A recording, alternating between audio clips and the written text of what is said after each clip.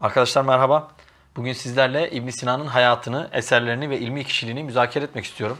İslam felsefesinin ve bilim tarihinin hiç kuşkusuz en büyük filozoflarından bir tanesi. Buna rağmen birçok eseri daha Türkçemize kazandırılamamış durumda.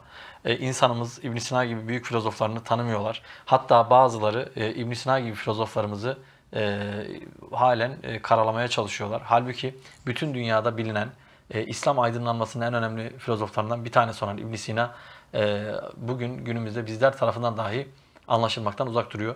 Ben de bugünkü videomda size İbn Sina'yı, hayatını, eserlerini ve ilim dünyamıza yaptığı katkıları anlatmak istiyorum. Ansiklopedist bir filozof, çok yönlü bir düşünür. Ele aldığı eserlerinde halen bugün dahi bizlerin geleceğine ışık tutacak fikirler barındırıyor. Hala anlaşılmayı bekleyen, üzerinde yoğun bir şekilde çalışması gereken pek çok konu İbn Sina'nın eserlerinde mevcut arkadaşlar. Şimdi İbn Sina kim? 980 yılında Buhara yakınlarındaki Efşana köyünde doğuyor. Talebesi Cüzcaniye hayatını yazdırdığı için İbn Sina hakkında daha detaylı bilgilere sahip olabiliyoruz. Diğer filozoflarda genelde böyle bir durum olmadığı için çok daha kısıtlı bilgiye sahibiz. İslam dünyasında Şeyhur Reis olarak tanınıyor. Biliyorsunuz Farabi Muallim-i Sani olarak ifade ediliyordu. İbn Sina da Şeyhur Reis lakabıyla İslam dünyasında Avicenna olarak da Batı'da tanınan düşünümüz arkadaşlar. Bunun yanında Hüccetül Hak, Şerefül Mülk, Et-Düstur diye de tanınıyor. Belhi olduğu için Belhi olarak da bazen kullanılabiliyor arkadaşlar. Babasının İsmaililere yakın olduğu ve İsmaili kişilerle görüştüğü söyleniyor. Bundan dolayı da evde sürekli olarak bir felsefi ya da işte bilimle ilgili bir takım tartışmaların olduğu söyleniyor. Hatta buna dayanarak İbn Sina'nın da İsmaili olduğu rivayet edilmiş, fakat bu konudaki kanıtlamalarda İbn Sina'nın kendisini İsmail olarak tanıtmaması, babasını ve abisinin İsmail olduğunu vurgulaması, kendisinin de bu noktada bir şey söylememesi yeterli kanıt olmadığını göstermiştir arkadaşlar. Şimdi İsmaililiğe yakın olması babasının bu tartışmalara, felsefi konulara vakıf olmasını sağlıyor ve babasından geometri, aritmatik ve felsefe derslerini alıyor arkadaşlar. Ebu Abdullah Natili Buhara'ya gelince babası ona oğluna ders vermesini söylüyor. Bu çerçevede Porfirius'un isogojisini anlatıyor ve bunu gördükten sonra Natili İbn Sina'nın başka işle meşgul edilmemesi, tamamen ilimle meşgul olması gerektiği üzerinde ailesine tembihlerde bulunuyor arkadaşlar. İbn Sina tabi dini ilimler konusunda da bayağı uzman ve fıkıhla ilgili dersler alıyor. Bu konuda dini ilimler noktasında da yeterliliğini tamamlıyor arkadaşlar. Bu noktada Aristo'nun özellikle Farabi ile arasındaki ilişki noktasında hep söylenen bir husus var. Aristo'nun Metafizik adlı eserini okuyup 40 defa okuduğu halde anlamadığı ifade ediliyor. Fakat bu anlamamasının işte elindeki çevirinin ya da çalışmanın düzgün izahı olmamasından kaynaklandığı da söylenmekte. Fakat Farabi'nin bu konuyla yazdığı şerhi okuduğu zaman Aristo metafiziğini anlıyor ve ondan sonra sistemini daha rahat bir şekilde kurgulayabiliyor arkadaşlar. Felsefe ve tıp alanında oldukça ün kazanan İbn Sina, Samani hükümdarı Nuh bin Mansur'un ağır bir hastalığa yakalanmasıyla saraya davet ediliyor. Sarayda onlarla ortak bir şekilde tedavi uyguladıktan sonra sarayda çalışmalarına devam etmesi telkin ediliyor ve bu böylece elinin altında o sarayın bütün kütüphanesi kendisine açılmış oluyor. Böylece İbn Sina'nın yaşamında bir sonraki aşama, yani ilimlere direkt olarak ulaşabildiği büyük bir kütüphaneye ulaşmış olduğunu görüyoruz. Şimdi İsfahan'da kaldığı dönemlerde rahat bir hayat sürüyor. Fakat daha sonra kulunç hastalığına yakalanarak rahatsızlanıyor. Kendini tedavi etse de belli bir süre bu onunla beraber devam ediyor. Alaaddin Devle Hamedan'a sefere çıktığında onunla beraber yola çıkıyor ve yolda İbn Sina hastalanıyor ve Hamedan'a yaklaştıklarında vefat ediyor. Vefatı 1037 yıl arkadaşlar. Yani yaklaşık olarak 50 yıllık, 50-55 yıllık bir yaşamda büyük bir külliyat bırakan İbn Sina 1037 yılında vefat ediyor ve Hamedan'da defnediliyor arkadaşlar. İbn Sina'nın kişisel özellikleri olarak çok zeki, velut ve çalışkan bir insan söyleniyor. Hatta aşırı derecede kendine güven sahibi olması nedeniyle hırçın bir kişiliğe de sahip olduğu vurgulanmış. Hatta bununla ilgili de anlatılan bir hikayede Cubbai ile tartışması esnasında dil konusunda bilgisi bulunmadığını kendisine söylediğinde bunu çok hırslanıyor ve 3 yıl dille ilgili çalışmalar yapıyor. Bu noktada en üstün seviyeye ulaştıktan sonra tekrar onunla görüşüyor ve bunu onu da kendisinden özür dilemesini sağlamış oluyor arkadaşlar. Şimdi İbn Sina aslında Farabi'nin bir talebesi olarak ifade edilebilir. Yani Kindi ile başlayan İslam felsefesinin başlangıç süreci Muallimü's Sani Farabi ile beraber devam ediyor ve Şeyhur Reis ile beraber aslında o külliyatına, bütüncül bir niteliğine kavuşmuş oluyor. Ancak Farabi'nin yazın tekniği ile İbn Sina'nın yazın tekniği arasında biraz fark var. Farabi daha teknik ve sadece konuyla sınırlı kalmakla beraber İbn Sina daha geniş ve konunun çok farklı kelami boyutlarına ulaşacak, dini açıklamalara varacak şekilde konuları ele alıyor.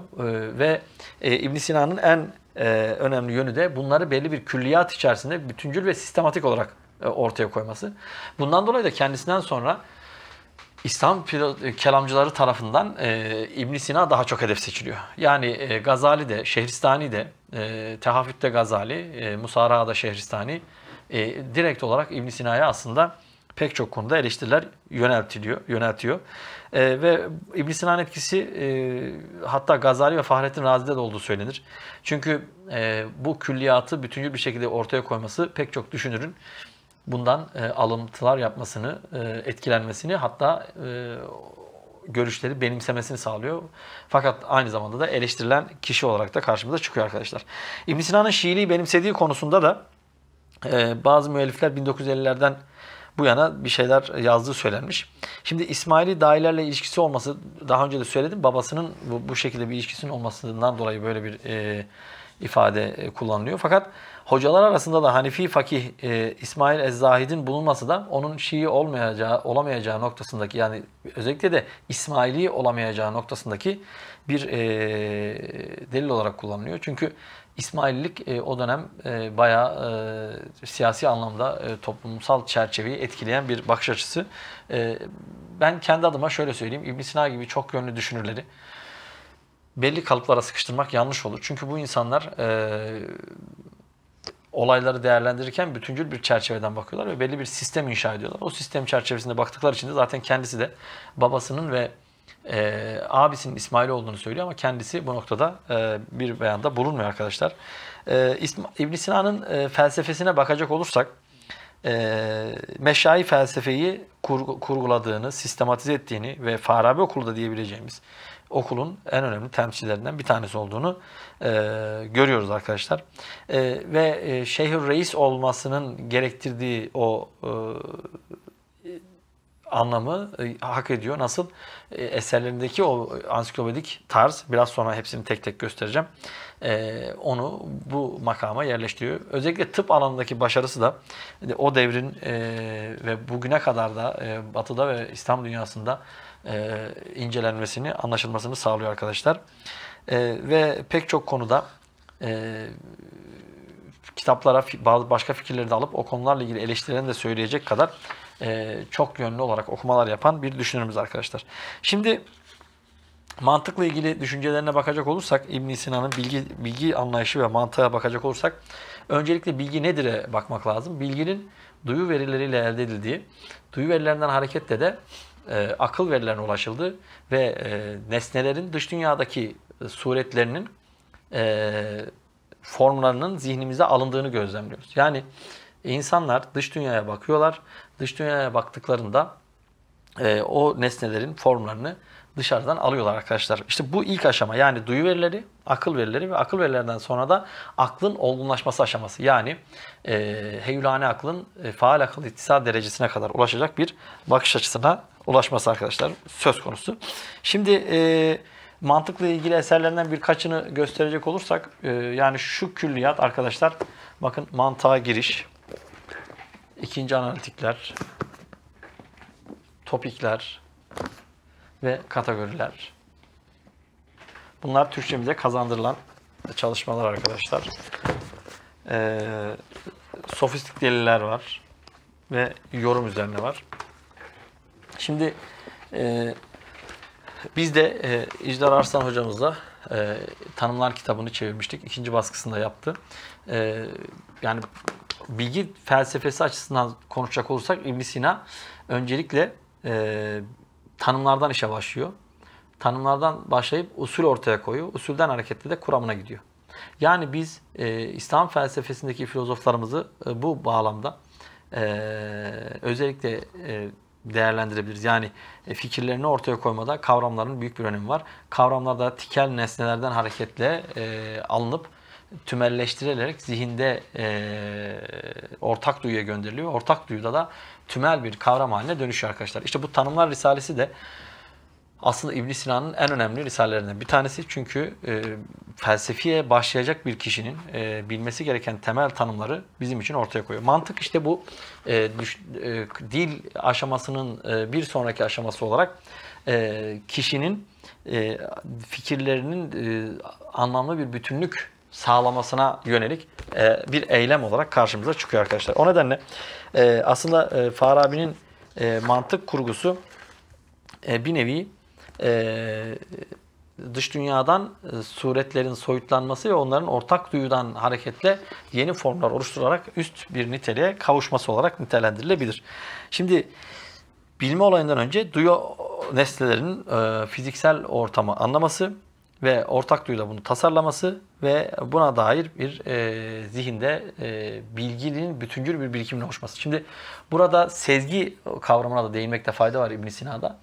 İbn Sina özellikle kıyasta orta terimin elde edilebileceğini savunuyor. Bu bizim için çok önemli. Neden? Çünkü insanlar sürekli olarak doğru düşünme ve doğru akletmenin neticesinde artık olayları incelerken direkt olarak kıyastaki orta terime ulaşabileceklerini söylüyorlar. Ama İbn Sina'nın bu sezgi anlayışı bizim genelde işte bana bir şeyler oluyor, bana bir haller oluyor, bana bir şeyler geliyor tarzı bir sezgi değil. Kişinin geçmişten bugüne kadar getirdiği düşünce ameliyesinin bütüncül bir sonucu olarak karşımıza çıkıyor. Yani tesadüfi, rastlantısal bir durum değil arkadaşlar. Yani bu bütüncül bir akletme ameliyesinin sonucu olarak gerçekleşiyor. Yani aslında biraz sonra sudur nazaresinden bahsedeceğim. Sudura kadar gelen sürecin o faal akıl ittisalin bir neticesi olarak karşımıza çıkıyor. Şimdi mantık ne? Tutarlı düşünmenin kanun ve kurallarını öğreten ilim. Onun için de disiplinlere başlamadan önce ilk yapılması gereken bu mantık külliyatı ile ilgili bütüncül bir bakışın sağlanması. İkinci olarak işte yine aynı Farabi'deki sistem üzere gidiyoruz dikkat ederseniz. Mantıktan şimdi fiziğe geliyoruz. Yani dil düşünce mantığı geçtik. Şimdi fiziğe geldik. Fizik ne? Fizik değişenlerin ilmi arkadaşlar. Değişenlerin ilmi de bakın bu işaret şifa külliyatının bölümleri arkadaşlar. Bu ne? Sema ve alem, oluş ve bozuluş, fizik. Bir de ikinci cildi var fiziğin. 2 cilt halinde basılmış durumda. Yani bunlar da İbn Sina'nın fizik sahası ile ilgili söyledikleri, kalem aldıkları kitaplar. Burada neden bahsediyor İbn Sina? Değişenlerin ilminden bahsediyor. Şimdi fiziğe baktığımız zaman İnsan değişenlerin ilmine dair kaideleri tespit edebilirse değişmeyenin ilmine dair kaideleri de tespit edebilir. Onun için insanın en temel öğreneceği nokta mantık disiplininden sonra bir yöntemle fiziktir arkadaşlar.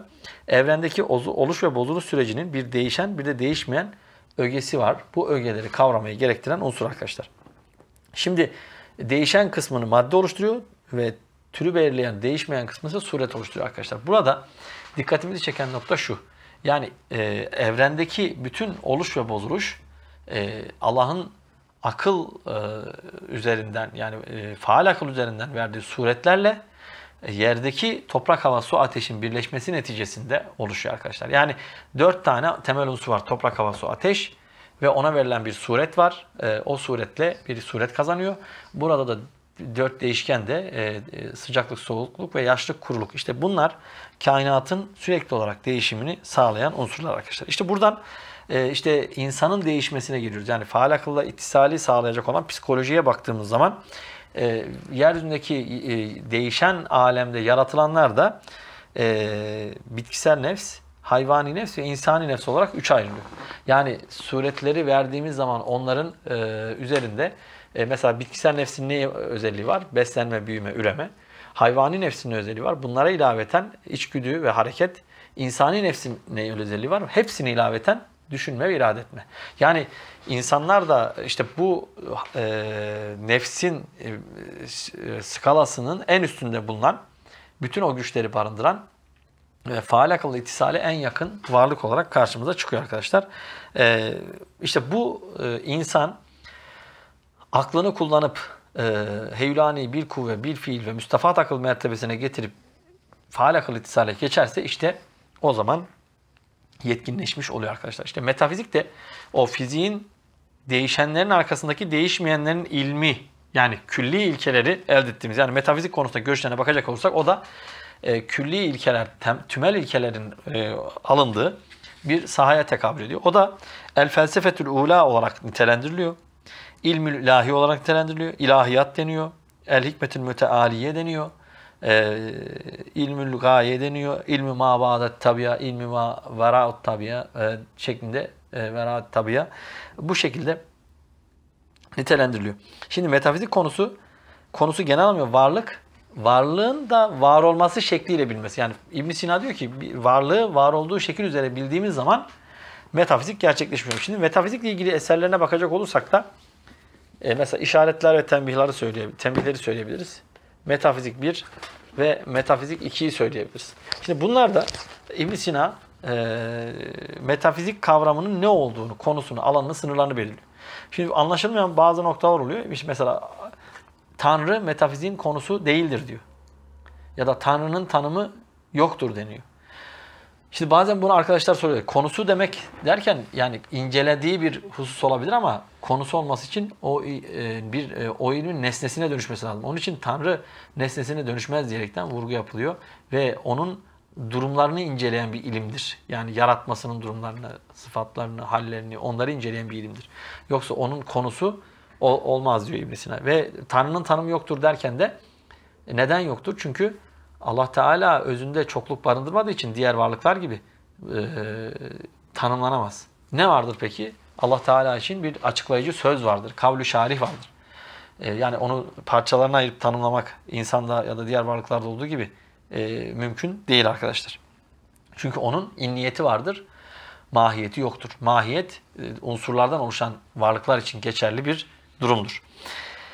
Şimdi şöyle devam edelim. Varlığı tanımlıyoruz. Varlık da iki tür İbn Sina'da. Bir zorunlu varlık, bir mümkün varlık. Zorunlu varlık Allah Teala, mümkün varlık da Allah Teala'nın yarattığı varlıklar. Peki nasıl bu yarattığı varlıklar? Onların sebebi. Şimdi burada aslında nereye geliyoruz?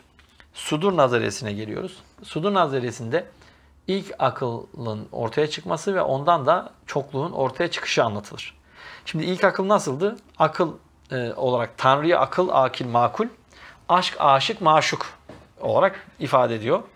Ve burada Allah Teala kendini düşünmesiyle beraber ilk aklı izah ediyor. Bununla ilgili bir video çekmiştim, ona bakabilirsiniz. Sudur nazariyesiyle ilgili. Ben kısaca burada geçeceğim. Ondan ilk akıl çıkıyor. İlk akıldan onun feleği, daha sonra ikinci akıl, üçüncü akıl, 10. akla kadar geliyor. 10. akıldan da demin de söyledik.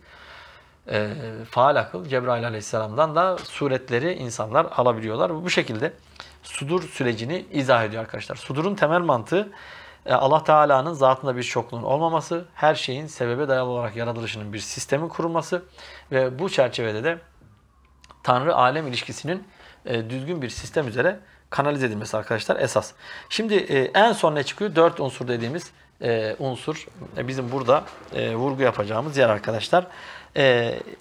Bu tamamen bilgiye dayalı bir açıklama biçimi ve o zamanki kozmolojiyle izah edilmeye çalışılıyor arkadaşlar. Şimdi ahlak felsefesi de işte burada başlıyor. Yani filozofların felsefeyi sistematize etmelerinin bir diğer yolu da bu ahlak felsefesiyle ilgili olan yön. Ahlak felsefesindeki tasavvuru da kitaplarında, çeşitli kitaplarda bulmamız mümkün. Teorik felsefede amaç hayrı bilmek, pratik felsefede amaç hakkı bilmektir. Mantık risalesinden ahlakını çıkartabiliriz. Çünkü Mantığa Giriş adlı eserde bunu söylüyor. Ve diyor ki bir insan teorik felsefeyi bilirse pratik felsefede hayrı işleyebilir. Yani siz teoride doğruyu gösteremediğiniz insanlardan pratikte doğruyu bekleyemezsiniz diyor. Bu nedenle de insanların yaptığı eylemler işte iyiliği ve kötülüğü bu bilgisine göre ortaya koyabiliyor. Şimdi mesela kötülük problemi de bununla irtibatlandırıyor. Mesela kötülük aslında normalde yeryüzünde yok ama insanlar iradi kötülük yapabiliyorlar. Yani diğer varlıkların bütün yaptıkları tabiattır. Kötülüğü yapabilecek tek varlık insandır. Neden? Çünkü iradesi vardır. İradi olmayan hiçbir şey kötülük değildir. Mesela ateşin yakması İbn Sina'ya göre kötülük değildir. Sen ateşi düzgün kullanamadığın için kötülüğe sebep olmuşsundur. Ya da ateş, işte mesela volkan patladı, yanardağ patladı ve etraftaki canlılar zarar gördü. Burada bir irade yok. Burada bir doğa olayı var. Ama sen eğer ateşi yanlış kullanıp insanların ölümüne sebebiyet verirsen işte burada iradi bir kötülük var. Yani kötülük aslında İbn Sina'ya göre yokluktur ve insanın iradesiyle yaptığı yanlış hareketlerdir arkadaşlar. Onun için de mutluluk da buradan hareketle insanın iradi olarak iyiliği tercih etmesiyle ortaya çıkacaktır. Ve bu da gerçek mutluluk da ancak bu dünyadan ayrıldıktan sonra ona göre gerçekleşiyor. Yani bu dünyada insanın kendini bilmesi en büyük mutluluk. Öbür dünyada da bu kendini bilmesinin gereği olarak da en büyük mutluluğa erişmiş oluyor. Şimdi burada da meat meselesi var. En çok tartışma konusu olanlardan bir tanesi de bu arkadaşlar. Öbür tarafta insanın cismani haşrının mümkün olup olmadığı. Şimdi İbn Sina biraz daha Farabi tarzında durmaz. Biraz daha kelami bakış açısına yakın da durur. Yani Farabi hayvan nefislerinin yok olacağını söylüyor. Yani cahil şehirdeki insanların yok olacağını söylüyor. Ama İbn Sina bu şekilde demez. Öbür tarafta tekrardan nefsinin bir şekilde bu dünyada yaptıklarının karşılığını görecek şekilde bir duruma geleceğini ifade ediyor arkadaşlar. Bu nedenle de meadı ruhani de olsa bu Kur'an'da ifade edildiği şekillerde yaşayacağını ama cismani olmadığını bunun yine ruhani tahayyül boyutunda da olabileceğini ifade ediyor arkadaşlar. Şimdi İbn Sina'nın kelamcılar tarafından eleştirilen en önemli 3 unsur neydi arkadaşlar? Bir tanesi cismani haşırdı, bir tanesi Allah'ın bilgisiydi, bir tanesi de alemin sonradan yaratılmışlığına karşı sudur nazaresini ortaya koymasıydı. Şimdi biz sudur nazariyesindeki temel şeyi dedik, Allah Teala'nın bilgisinin değişmemesi ve Allah Teala'nın ezeli ve ebedi her şeyin sebebi olması olarak söyledik. Ama bu 3 husus üzerinden İbn Sina'ya çok ciddi anlamda eleştiriler yöneltilmiş. Özellikle Gazali Tahafut adlı eserinde tekfir boyutuna bunu taşımıştır arkadaşlar. Ama şunu söyleyebiliriz. İslam dünyası kendi aydınlarını anlamadığı sürece olaylara çözüm bulabilmesi mümkün değil. Şimdi bazen şöyle söylüyorlar, işte yani geçmişe saplanıp kaldınız İbn Sina'da, İbn Sina, Farabi'de, Farabi. Bu şundan dolayı yani geçmişini bilmeyen insan, geçmişteki bilimsel paradigmasından haberdar olmayan insanlar bugüne dair bir şey söyleyemiyorlar. Yani bu geçmişe takılıp kalmak değil. Filozofların burhan yöntemi dediğimiz, mesela Farabi, İbn Sina'nın burhani yöntem dediğimiz şey sürekli olarak bilgiyle beraber güncellenen bir sistemi gerektiriyor. Onun için böyle bütüncül bir sisteme sahip olan insanlarımızı tanımamız, onların eserlerinden istifade etmemiz ve yeni bir bakış açısıyla tekrardan düşünce dünyamızı zenginleştirmemiz gerekiyor arkadaşlar. Hepinize teşekkür ediyorum. Eğer sorunuz olursa onları da yazarsınız. Ona göre devam ederiz çekimlerimize arkadaşlar. Çok teşekkürler. İyi günler dilerim.